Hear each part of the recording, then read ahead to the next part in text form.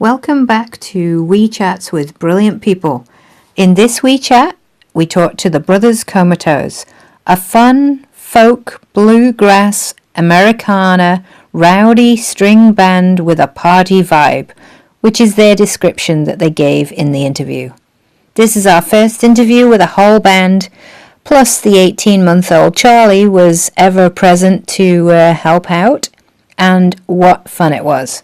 Over a cup of tea and some British biscuits, they talked about their secret to travelling together and still getting on, the difference between performing in small bars and bigger venues, what they do to warm up, the role of alcohol in performance, and how they get their game face on.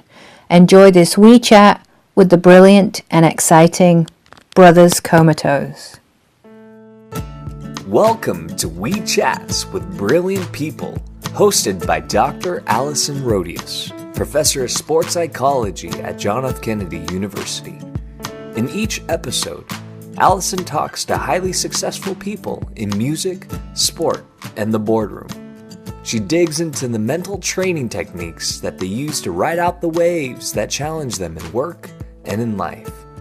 So enjoy these WeeChats with Brilliant People.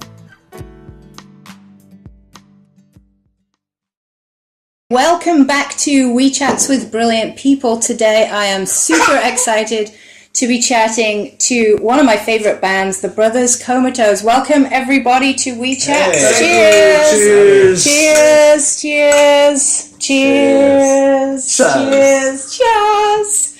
All right then, would everybody like to introduce yourselves? Go ahead, say, guys, let's go around the room. Sure, yeah, my name's Ryan Avalone. I play the mandolin in the band. And I'm only just now realizing that the song is called WeeChats with Brilliant People. I didn't hear that subtext, so I hope you're not underwhelmed at it. My name is Ben. I play guitar and sing. And I'm drinking green tea right now. And describe your mug. I am drinking tea out of this amazingly tall British flag mug right now. Nice. Chiseled. What do you call that flag? Is that the Union Jack? I did spend some time in London, Jack. so, you know. Nice. Fits my head perfectly. Oh, it's wonderful. I know the Queen personally, actually. My name is Gio Benedetti, and I play bass, and I sing some backups. And I'm holding one of the WeeChat mugs. WeeChats with Brilliant People. With Brilliant People mugs. The Nice. full title. Yeah, and, see? There you go. Add some Darjeeling tea. Nice. And last but not least? My name's Philip Brzezina, and I play violin, and I'm chasing around my 15-month-old Charlie during this WeeChat with Brilliant People. Charlie's keeping us amused. And what tea did you have? I have sweet rhubarb.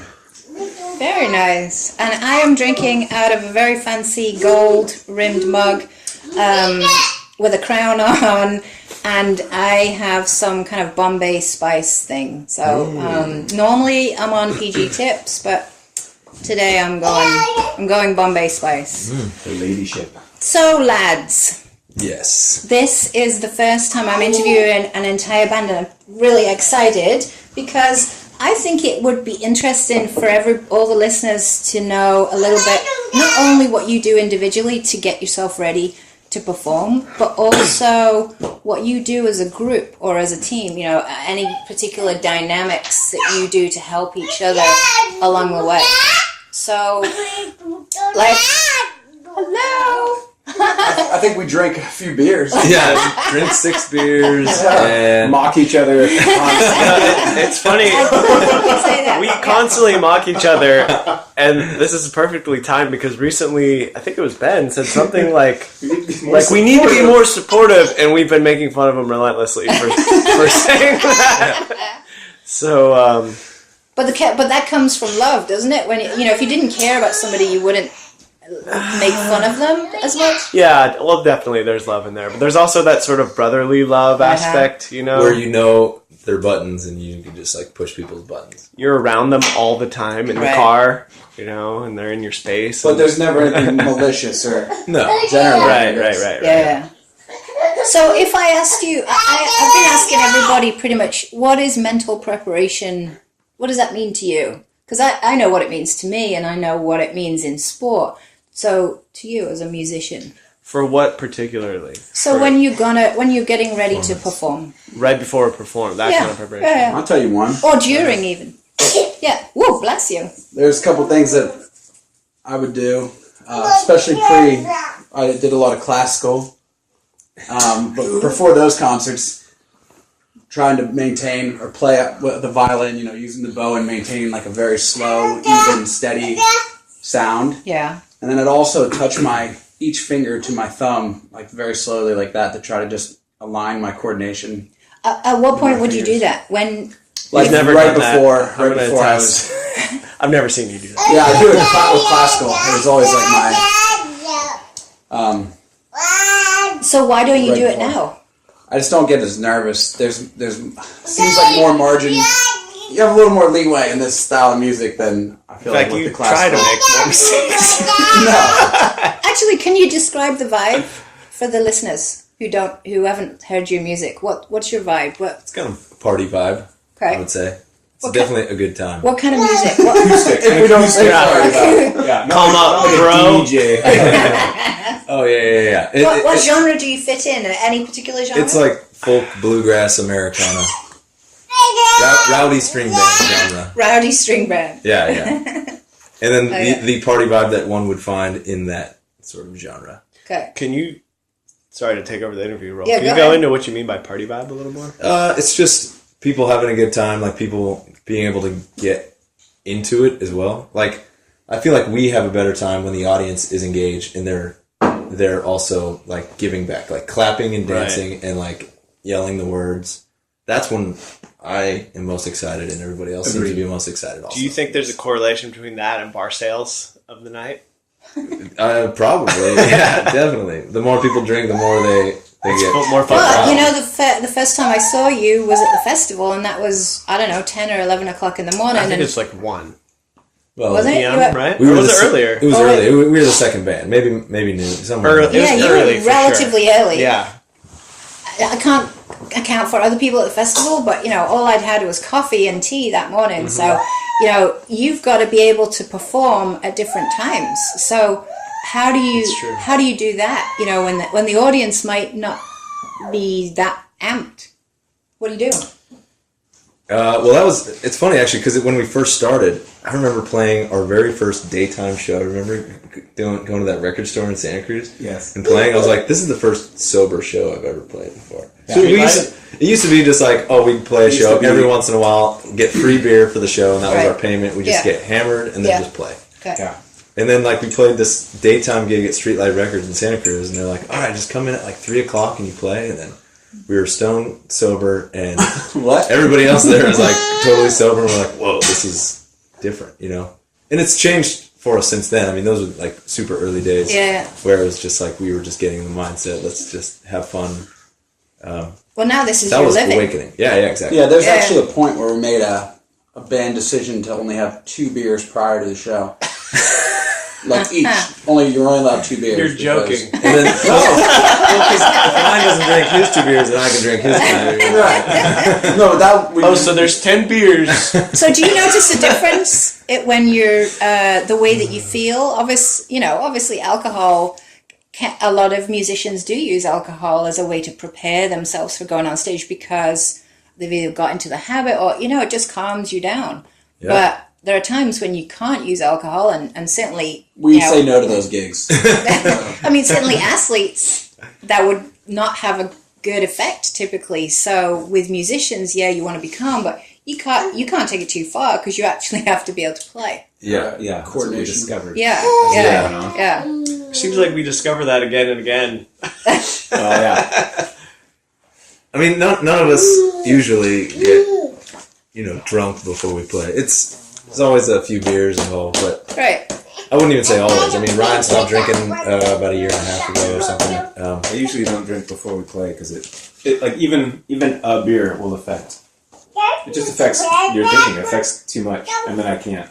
I don't mind making a mistake in this band if it's an honest mistake and I lose my focus. But if I make a mistake after I had a beer and I can point to something other than just me that created that mistake, then it's you might as well just eliminate that. Yeah.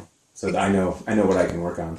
But I do think it was a mindset thing as well because, like I said, when we first started playing, it was small bars to our friends, and we would, get as drunk as the crowd and just be like I said, having a party. good time. Yeah, exactly. having a good time. And then, so since then, we've gone into playing like listening rooms and different kinds, and that was really hard at first. Not only because like you don't drink beforehand usually, but the crowd is sitting and listening rather than like, yeah, this is fucking awesome, yeah. Stomping that, So it was really hard for me personally, and I think the rest of us too, like not getting that from the audience and still being able to perform and think like, oh, they're enjoying themselves, but in a different kind of way. Right. There's a weird kind of like draining element that I notice, and we all do probably, but when the audience is not with you, or it's a sit-down, calm audience, Right. the amount of energy you pour out, I'm sure it's like parallel with teaching. If the kids aren't engaged, it's a harder job, but if they are, it's a much easier to like give the energy when it's coming back at you.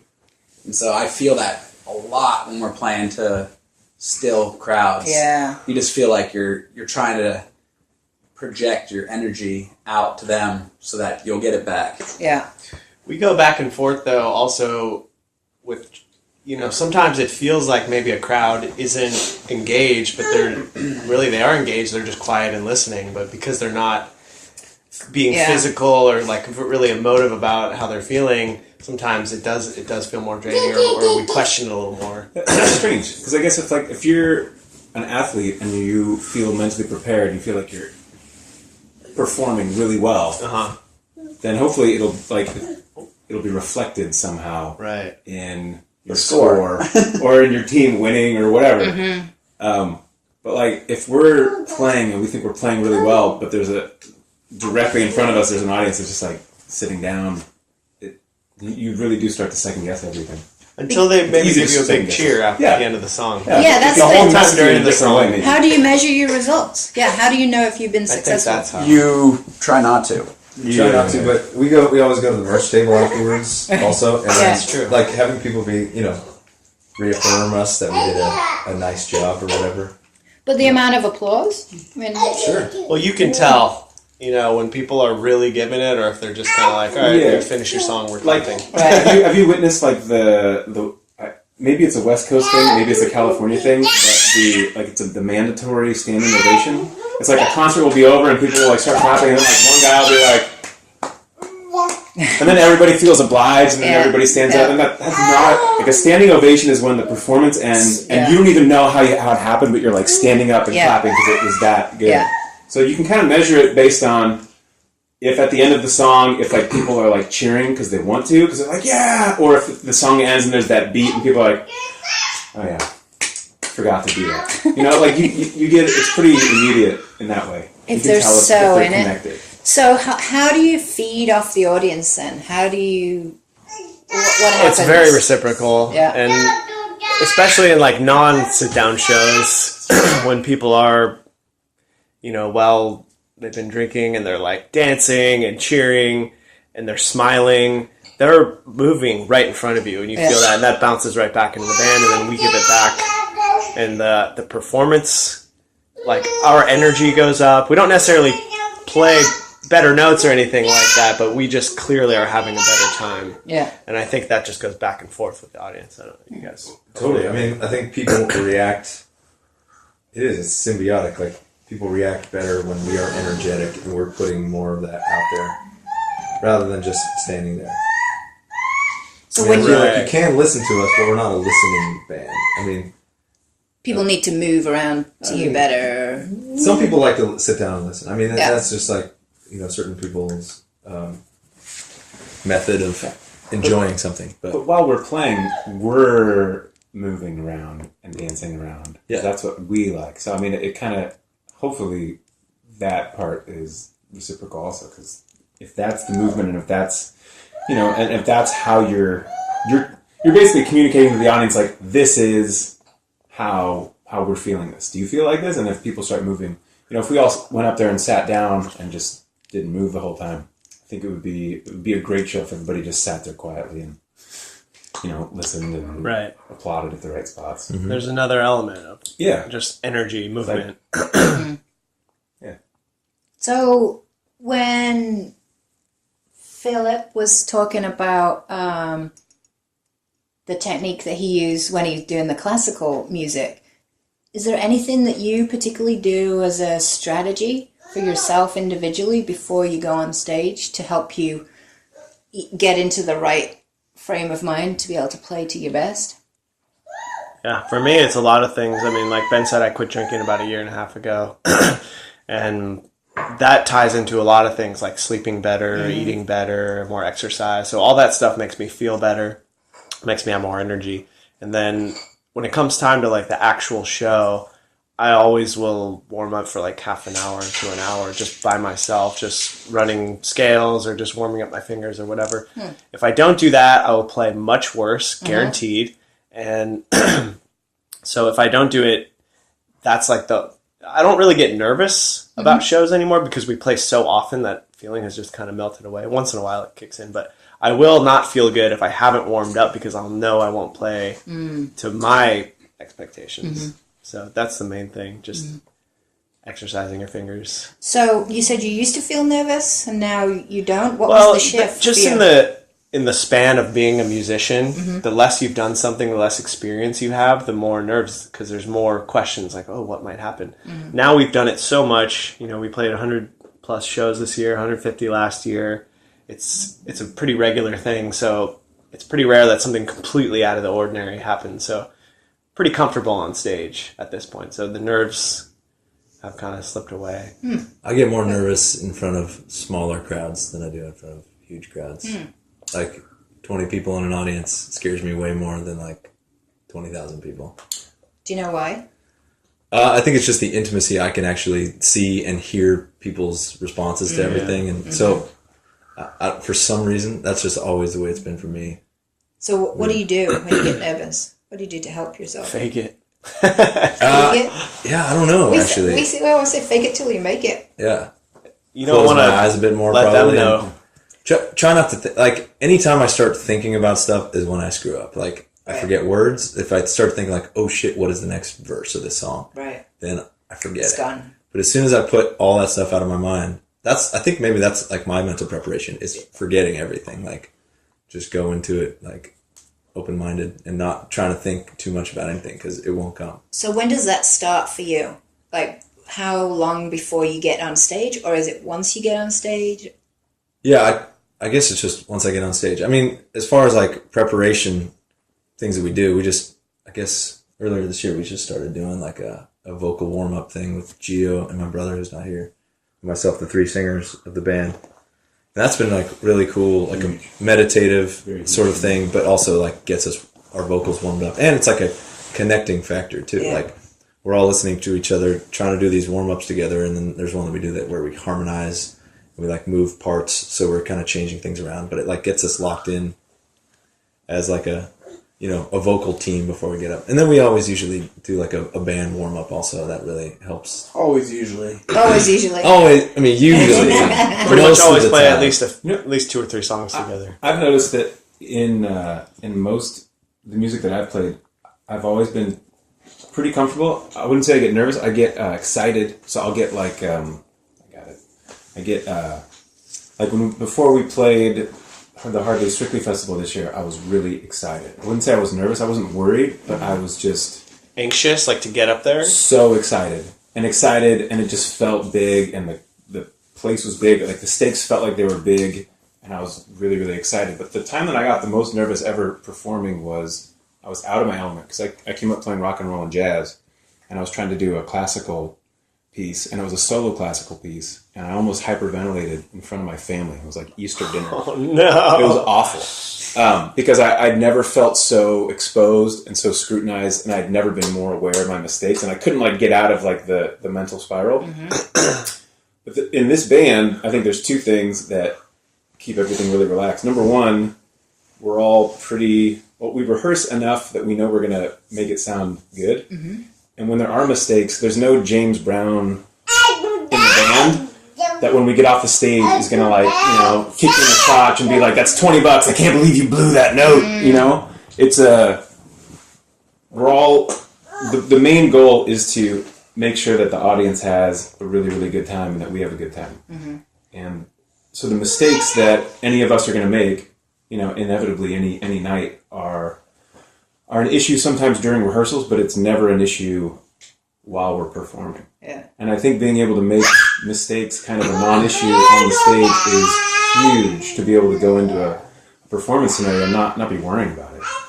Because I know that my 2 to 3 missed bass notes, like that are just like going to happen any given night, are going to be forgiven, and hopefully some nights there's going to be none, some nights there's going to be more. But it's not. No one's going to like send me the evil eye.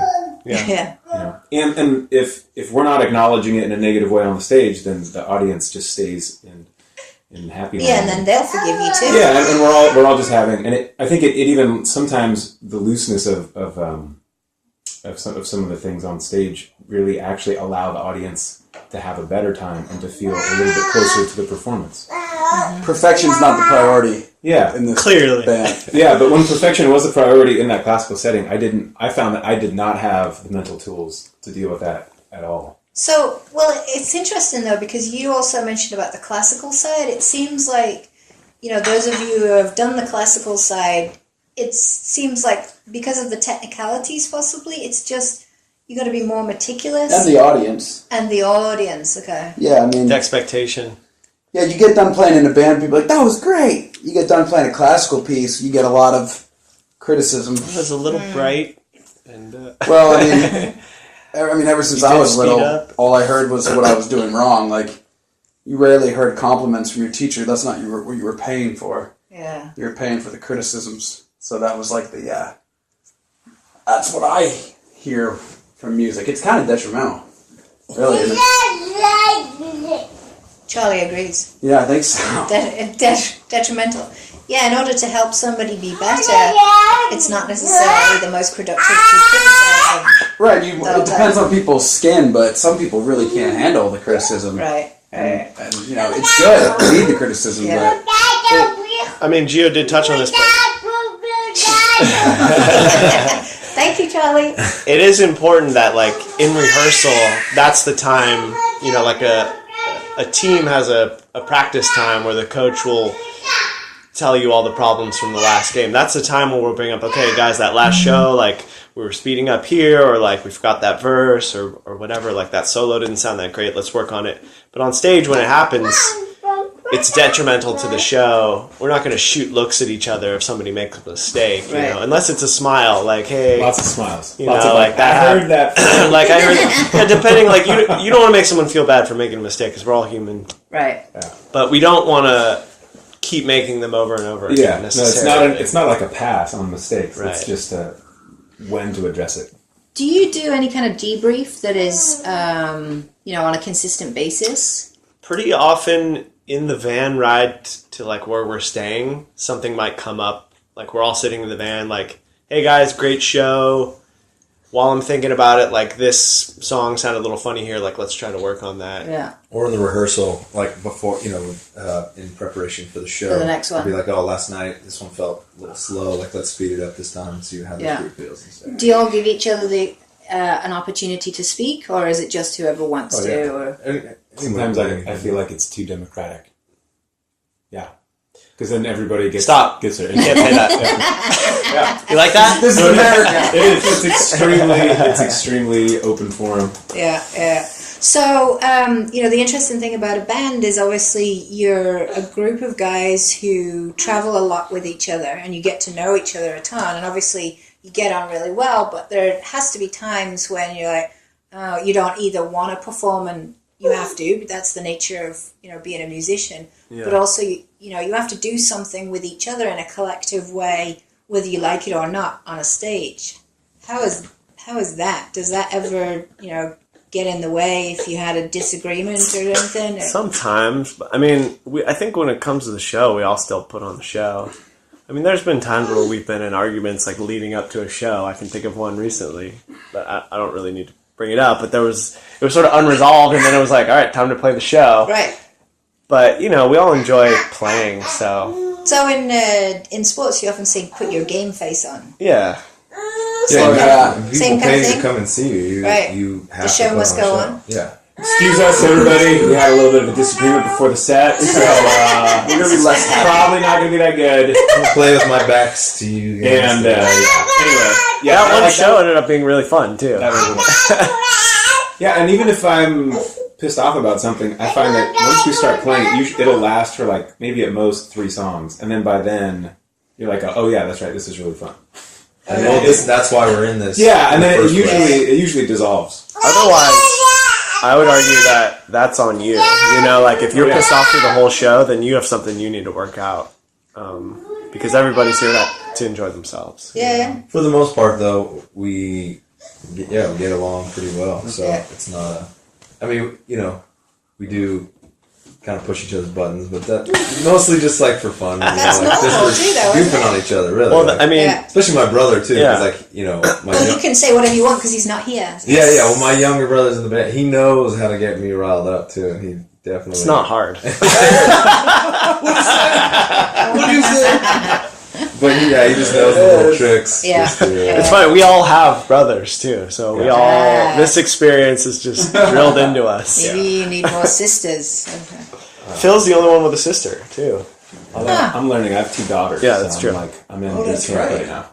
Okay, that'll help. Oh my lord. Any other before we wrap up? Any other mental strategies that you use that you think others might find a good top tip?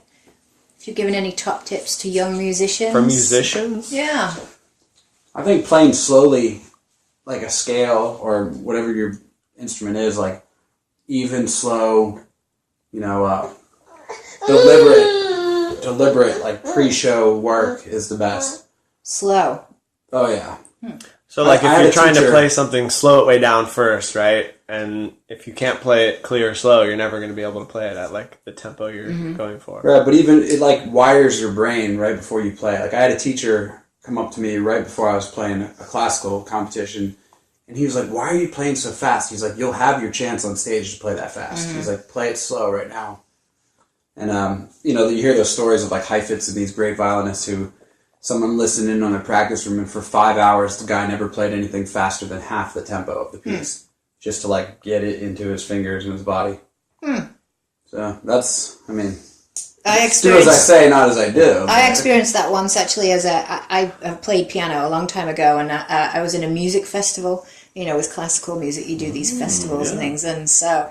Do tell. And I got super nervous. It was a duet, and I got super nervous, and I was the one doing the time to go, and I went way too fast. And we did the whole thing way too fast instead of stopping and just we did the whole thing, and it was perfection, but too fast. Yeah. And we came second. Brutal. No. Yeah, we do that every show. I've got one actually. Yeah, There was this kid. We have these variety shows at my house sometimes with a bunch of different musicians, and there's this like kid. He's probably 10 years old, maybe, playing like a piece on a piano and singing a song, and like the microphone just like kept falling off of the thing, and he was just getting really frustrated, and like he came off stage, and he's like, "Oh, this just happened so many times to me recently. Like every time I play, something has gone wrong." And I was like trying to give him some like sage advice or something, but like something is always going to go wrong, you know, eventually. Yeah. And it's kind of like what you do with that like makes you a performer, you know, because you have to like get through it somehow. You can't just like stop and walk off stage. It just makes you a diva or something. Yeah. You know. Oh, also, you got to realize that people are pulling for you. Exactly. Yeah, your mistakes are not. And that's what I told them. Like they're rooting for you, and if you overcome that, that's probably even better than nothing happening at all. Don't remember that. Exactly. You know.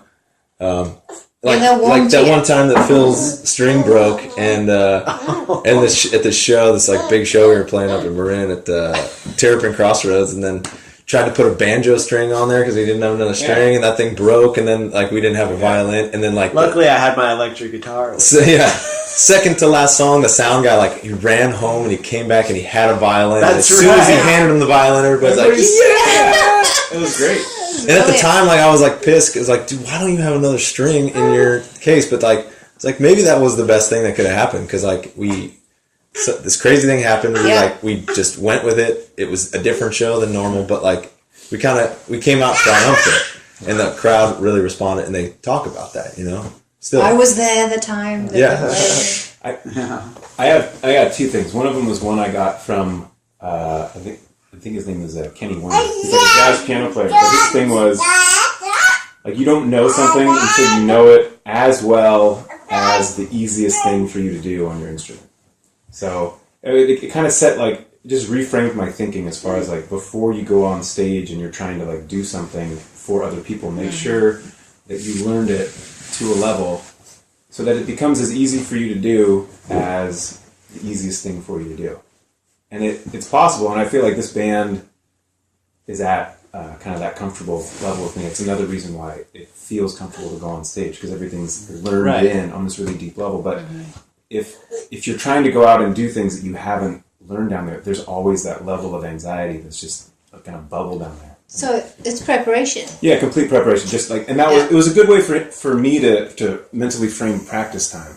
Not to like, okay, I finished that page, let me turn the page, but like, I didn't finish that page. I need to like ingrain that page. I need to like go over it 10 more times. And then the other one was just what kind of what Ben was saying, because I teach privately, and my students are all, you just make mistakes, and I'm always just trying to tell them like, just you're gonna make the mistake. So if you can make the mistake and recover from it, that's 10 times better than like maybe you'll get it perfectly one time out of 3 or out of 5. But if you can make that mistake and just always come right back in where you need to, those are the survival skills.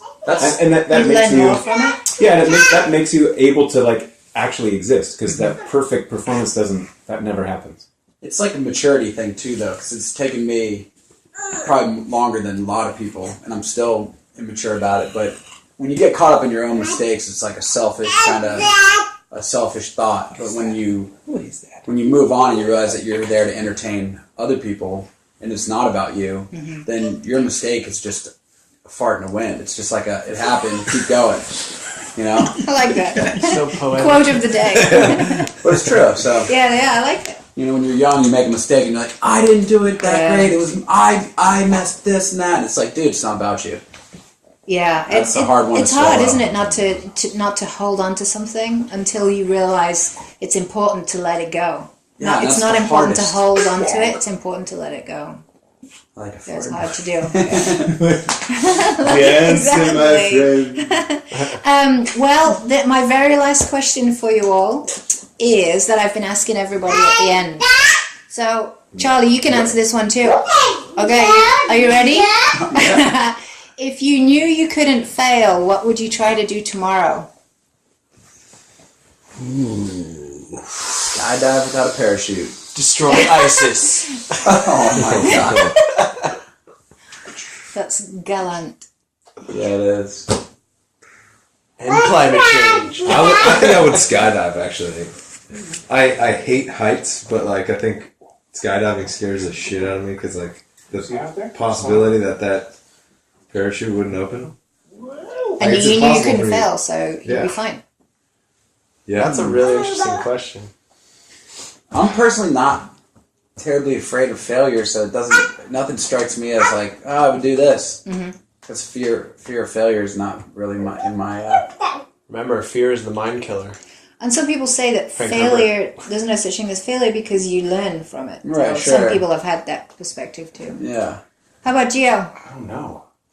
I don't know the thing. it's a hard question. Yeah, I get paralyzed by fear of failure all the time. So I don't know if I could pick one thing.